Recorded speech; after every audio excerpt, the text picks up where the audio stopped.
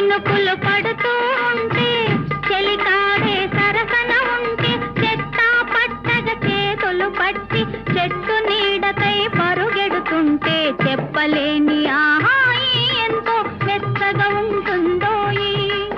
చెప్పలేని ఆహాయి ఎంతో వెచ్చగా ఉంటుందోయి. ఉరుములు పెళ్ళ పెళ్ళ ఉరుముతూ ఉంటే మెరుపులు తళ్ళ తళ్ళ మెరుస్తూ ఉంటే మెరుపు వెలుగులో చెలి కన్నులలో బిత్తర చూపులు కనబడుతుంటే చెప్పలేని ఆహాయి ఎంతో వెచ్చగా ఉంటుందోయి. చెప్పలేని ఆహాయి ఎంతో వెచ్చగా ఉంటుందోయి.